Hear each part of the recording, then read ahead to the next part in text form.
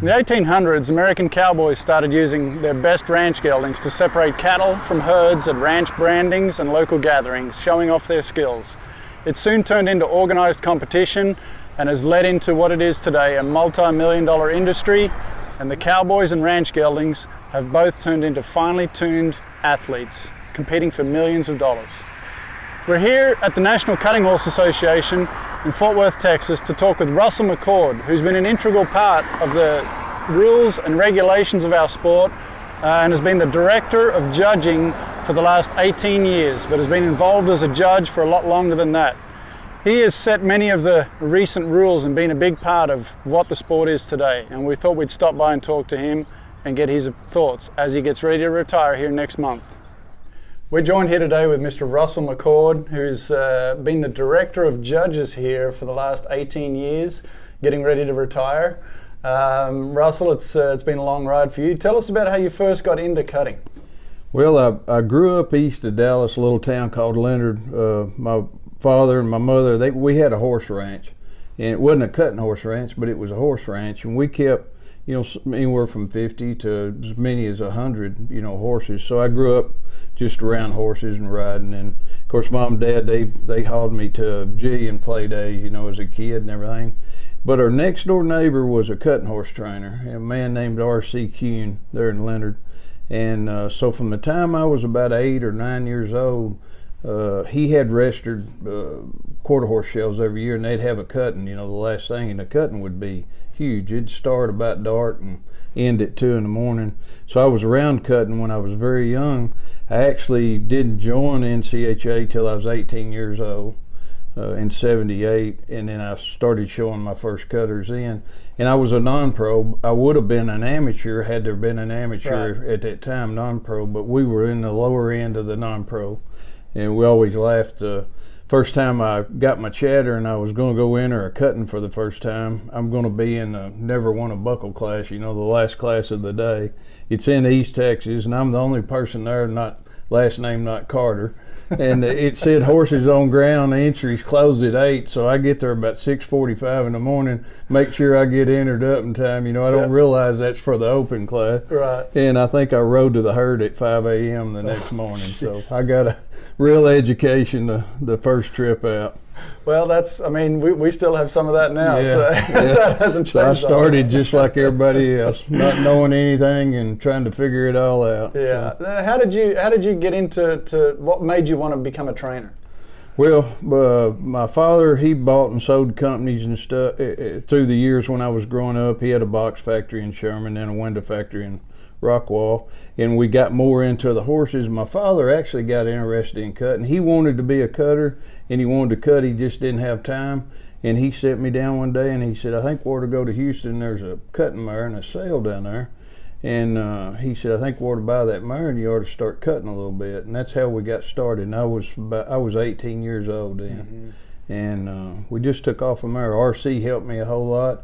And that's also where I met Les Shaw. I met Les Shaw, my judge's escort that's worked for me for all these years. He was helping RC down there. He'd take lessons from RC or cool out horses or whatever, and bought some horses from RC. So that was my connection with Les. I've known him since I was 8 years old. Yeah. So what brought you from the transition of starting out with the cutting and then training and showing cutting horses to then becoming a judge? Well, so I started out a non-pro, and then things kind of got tied in the business, everything, so I had to make a decision, go to work somewhere or become a horse trainer. And my father and I talked about that, and I decided at that point I would, hang my shingle out and try to, make a living being a horse trainer. Right. So I got along pretty good, made semis, won a couple of things here and there and stuff. And then all of a sudden, I got interested in judging. Judging seemed like it needed new blood and, a younger guy, and people kept encouraging me to get my judge's card. I took my judge's test here in Fort Worth in 1985 and become a judge then. And I was very fortunate because within a year I'm judging a major event. And back then you were single A, double A, and triple A. Right.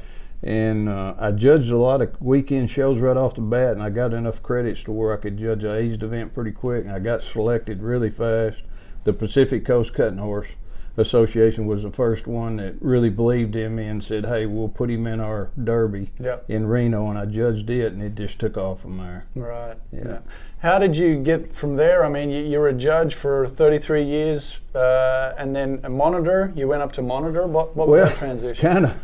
You know, I never really, I intended to be a horse trainer my entire life, but I just kind of got off on the judging side of it, which is, I'm very blessed because of that. But Mike Kelly called me, and I don't know the year for sure. It's somewhere around 92, 93.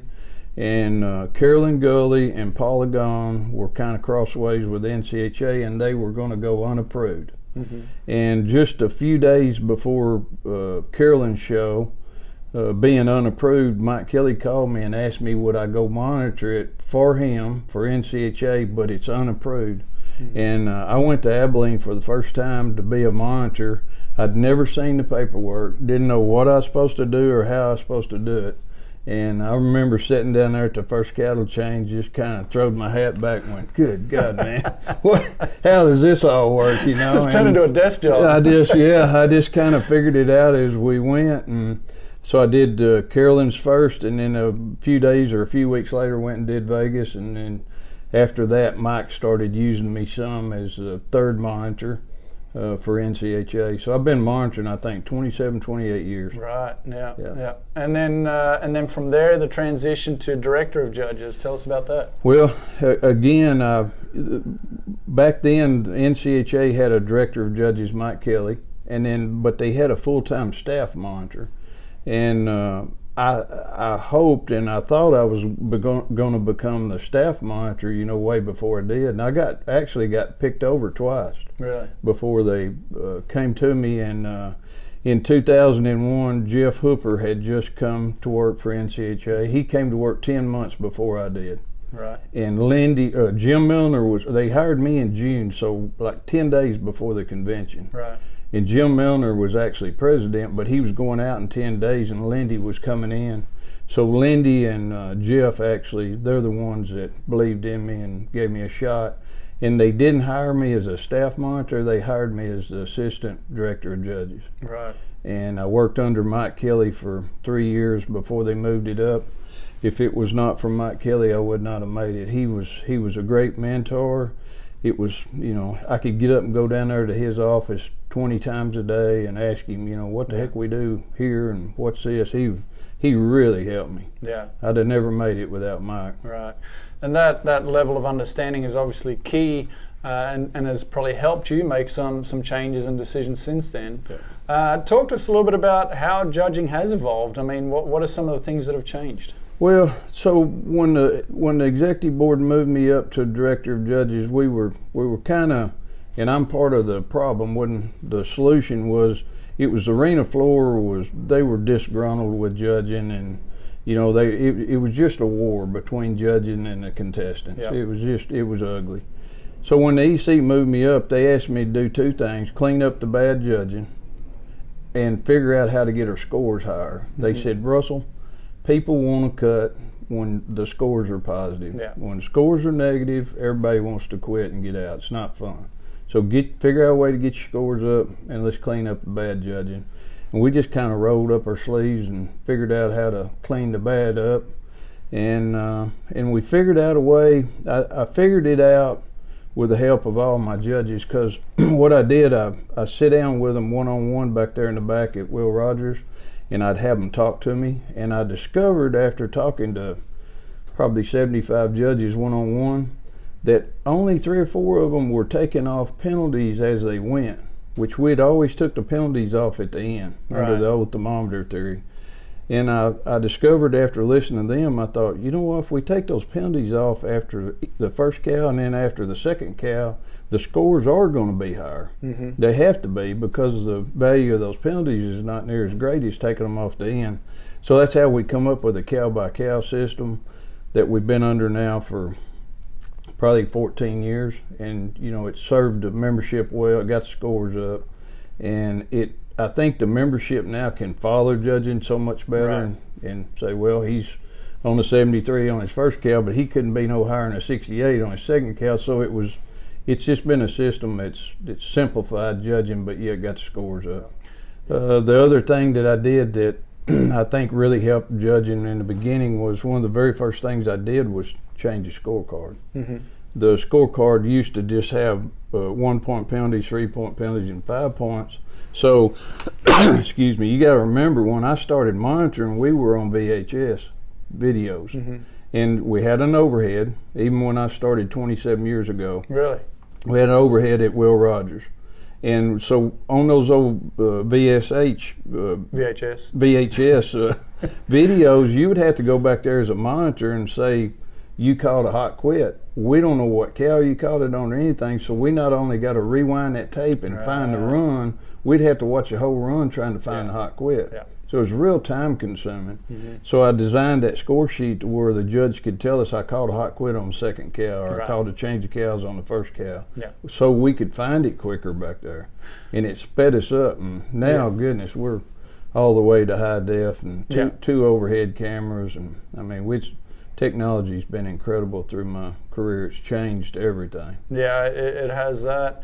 Talk a little bit about the overhead, how important that is for a judge's tool. You know, the overhead. I always tell people there's somebody at every show, and usually two, that ought to be waiting for that thing to be took down and kiss it, because it saved them, man. I mean, what looked like was a major penalty, and from the front and everybody in the audience, that overhead saved them. Yeah. The overhead is very accurate. It gives you a true look at what actually occurred.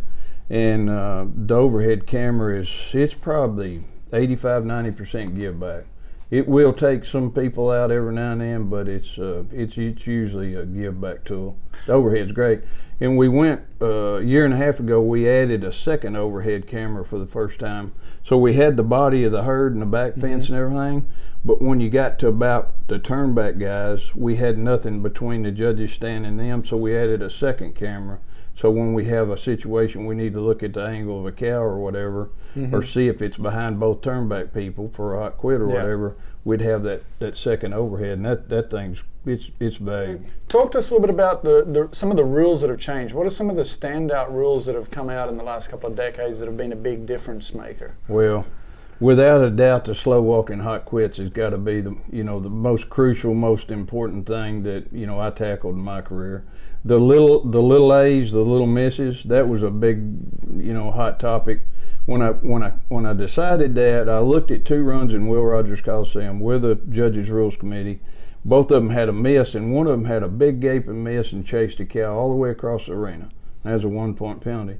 The other guy was trapping a cow and was hitting, and his horse just jumped off for a split second, got right back and trapped it again. And at that time, they were the same value, 1 point. And we were taking them off at the end. Boy, they were crucial. So I come up with a small A, a half miss, and I kept telling them, no, this is going to make your score go up. Well, they couldn't quite see it at that time. They said, no, you're just putting another penalty on us that you're going to take something away, But I think shortly thereafter they could see that little A was good, not bad. Yeah. But the hot quits, when I was judging in the 80s and 90s, a cow either had to be dead stop or running away from you.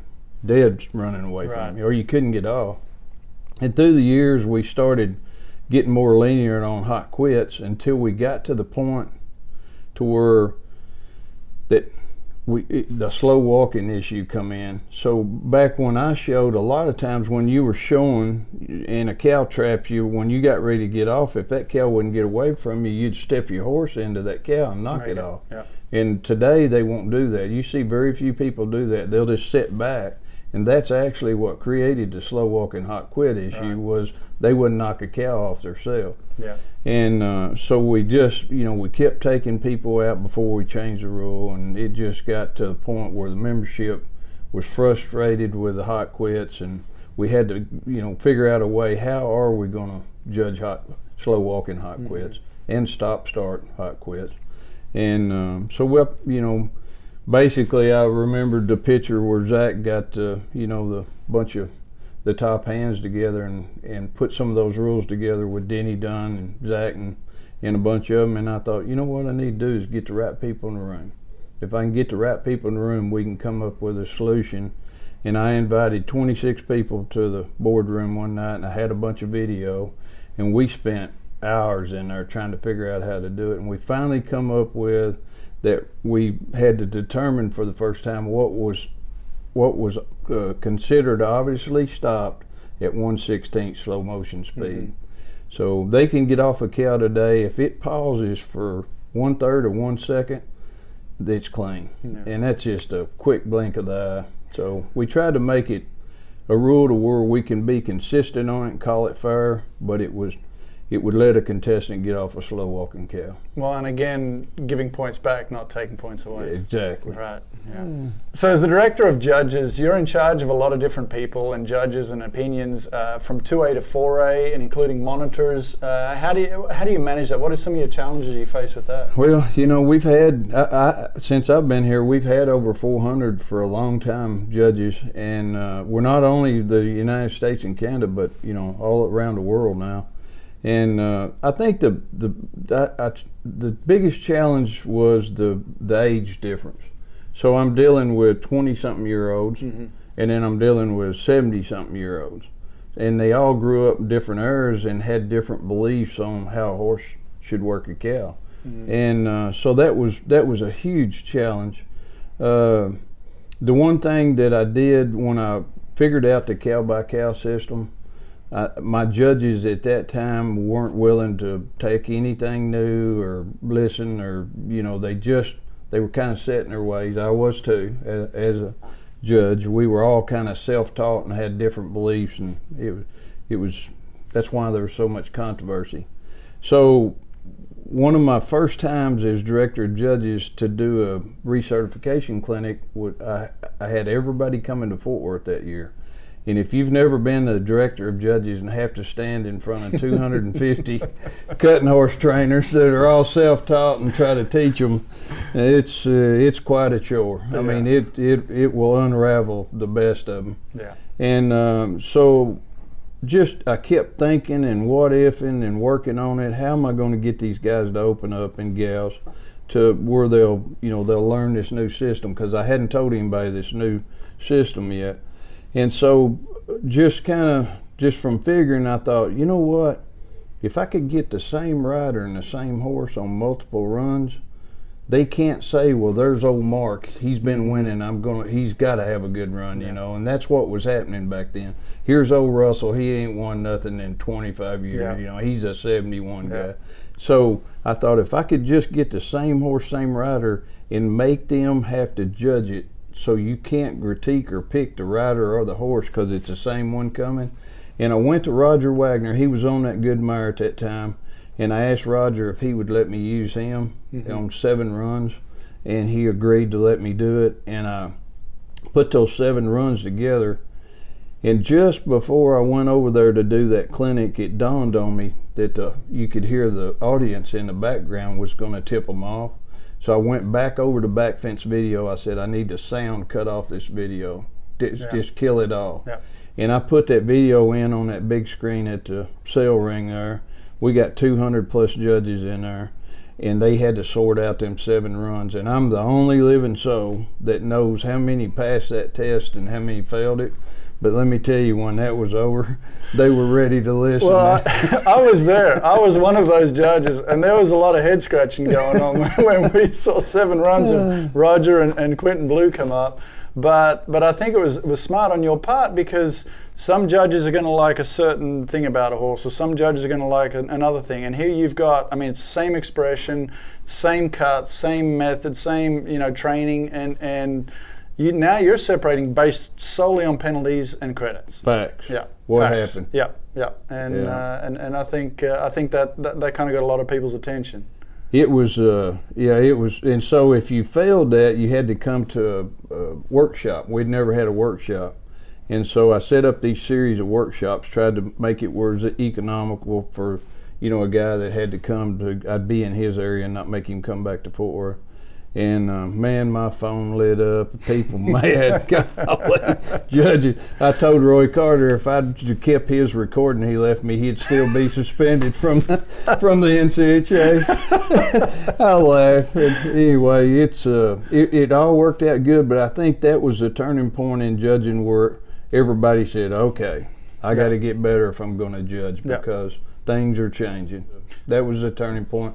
When we got to the workshops, I introduced this cow-by-cow system. Right. And I drove to Jackson, Mississippi to do the first one. I told my wife, Andy, I said, this may not go good. This could really end up bad for me. But I said, this is what I believe, and this is what I think we got to do. And I had a group of about 40 judges in that room that day, and I introduced it, and I went real slow, and I could see the audience. They were just wide-eyed and sitting still and not saying anything. And I went on and I went on and I went on and I taught it, and finally somebody in the audience said, you know what, I can do this. And when he said that, the room just lit up, and they went, okay, yeah, we got this, we can do it. This makes sense to us. Yeah. And I was like, oh, thank God. Yeah. So you've been sitting up in the box up there next to Tom, next to Dave Bryan for many, many years, seen a lot of runs in Will Rogers Coliseum. Can you talk about maybe a memory that you have of a run or a particular finals or a show that stands out to you? You know, I'd hate to put a finger on just one or two, but, you know, Winston's run on CD still. I wasn't judging that year I was there. It's just a phenomenal run on a 3-year-old. There's been a lot of other really great, you know, fraternity champions in there, but that's a great run. Yeah. It always will be. And, you know, I've been so fortunate to sit there, most of them from behind now, and see probably the most memorable, scariest thing I did. The first year I judged a fraternity 5 times. In the first year I judged it was the year Greg Welch won it. He won it on Dan Crane's mire. Little Tenina. Yeah, Yep. And the year before, they had some controversy about the judges' stands being too close, and we were in individual judges' stands like we used years ago.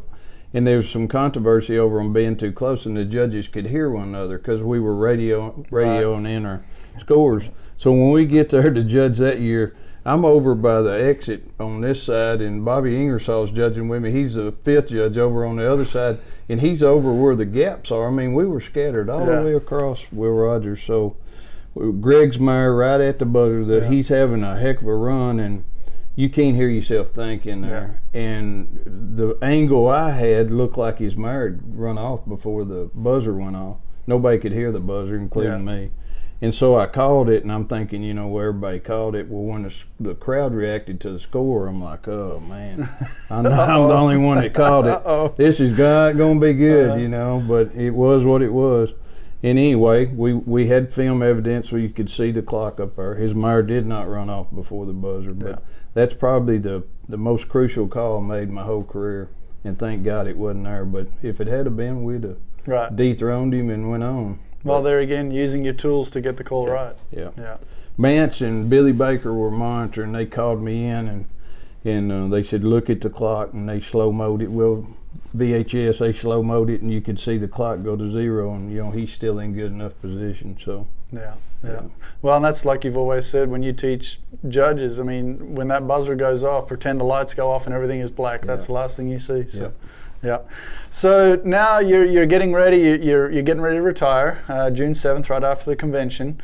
Talk about what are some of your plans for the next chapter in life? Well, when I accepted this job in 2001, my passion and what I did for a living and fun was train border collies. Right. That's what I love. I mean, the dogs have always been there, and more so, I love the sheepdog end of it. It's finesse. It's like cutting horses. The dog has to be really precise at distance. We run them, you know, 400, 500, 600, 800 yards sometimes. And that's my passion. That's what I love. So I'm going back to that. I've put me together 3 open dogs here in the last 3 years and been able to run them a little bit on the weekends and stuff. And but I'm going to haul just like a cutter hauls for the world. I've got me a truck and trailer and dogs, and I'm going to hit the road. That's what I've always wanted to do, and that's what I had to stop doing when I took this job and raise 2 kids and get them through school and everything else. So, but along the way, so in June I'm going to leave for a 100-day trip. Right. And I plan on spending a lot of time on the road the next 4 or 5 years. And so what I did, I mapped it out. So it's just like cuttings. You go over here on this weekend, then you go over here the next weekend, then you're off a weekend here. So I mapped it out and looked to see where I could do some clinics. I'm going to try to do some personal coaching and clinics. I'm not a horse trainer. I don't critique horses. I don't train horses.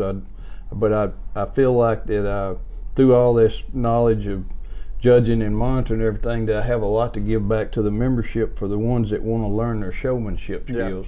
Half of showing your horse is presenting your horse to the judge. And I see so many people make so many mistakes, and they usually make the same mistakes over and over and over. So I feel like I can really help some individuals and doing these clinics. So I'm going to be on the road and doing some clinics. I'd also like to do some private coaching, teaching to either individuals or the ranches, whether it's here local or somewhere else. Anybody trying to move up the ladder and get better, I feel like I can help them. Yeah. Well, that's one area obviously where you look at runs a lot different than what a lot of other people do, and from a judge's perspective, and the showmanship, like you said, is a big part of it. So, well, we want to thank you for all your service here at NCHA. I know it's going to be a little bittersweet for you there at the convention. We wish you all the success with your new ventures with your dogs, and also the showmanship clinics. And thank you very much for talking with us. Appreciate it very much. Thank you. Don't forget, you can keep up with Ross and McCord. We'll have some updates coming about upcoming clinics and dates.